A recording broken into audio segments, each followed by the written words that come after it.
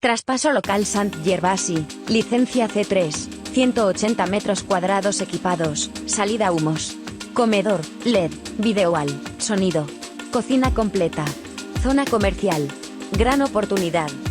Local en traspaso en Sant Gervasi, con licencia C3 y salida de humos. Actualmente bar temático con retransmisiones en directo de eSports más hamburguesas o tapas y cervezas de importación. Totalmente equipado e insonorizado, este local de 180 metros cuadrados cuenta con un comedor interior con iluminación LED RGB, video wall y sistema de sonido profesional. Además, dispone de 5 televisores, una amplia barra de servicio y mesas en bancada y barriles con taburetes. La cocina está completamente equipada con neveras, cámara frigorífica, congelador, fogones, plancha de cromoduro y freidoras de gas y eléctricas, cocina de gas, refrigerador para cerveza, máquina registradora y lavavajillas. Recientemente se ha instalado una nueva campana extractora con sistema antiincendios.